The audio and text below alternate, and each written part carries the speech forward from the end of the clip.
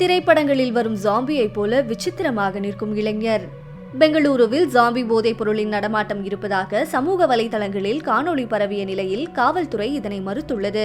உண்மையில் ஜாம்பி போதைப் பொருள் என்றால் என்ன? அது உடலுக்குள் நுழைந்தால் என்னவாகும்?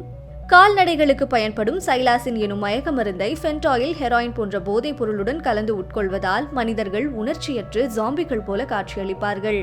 இது இரத்த அழுத்தத்தை மிக வேகமாக குறைப்பதோடு தொடர்ந்து எடுத்துக்கொண்டால் தோலில் அழுகிய புண்களை ஏற்படுத்தும் என மருத்துவர்கள் எச்சரிக்கின்றனர்.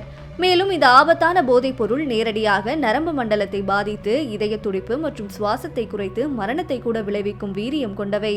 விலை மலிவாகவும் எளிதில் கிடைக்கக்கூடியதாகவும் இருப்பதால் இது உலகளவில் பெரும் அச்சுறுத்தலாக மாறியுள்ளது. அமெரிக்கா உள்ளிட்ட சில மேற்கத்திய நாடுகளில் ஜாம்பி போதைப் பொருள் புழக்கத்தில் இருக்கிறது. சண்டிகர் உள்ளிட்ட சில பகுதிகளில் இளைஞர்கள் சிலர் அசைவற்று நிற்கும் காணொளிகள் சமூக ஊடகங்களில் பகிரப்பட்டு இந்தியாவிலும் ஜாம்பி போதைப் பொருள் புழக்கத்தில் இருப்பதாக குற்றச்சாட்டு எழுந்தது.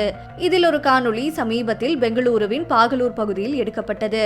ஆனால் அதில் உள்ள நபர் போதைப் பொருள் உட்கொள்ளவில்லை என்றும் மூட்டுவலி மருந்துகளுடன் மது அருந்தியதால் இந்த நிலை ஏற்பட்டதாகவும் காவல்துறை விளக்கமளித்துள்ளது.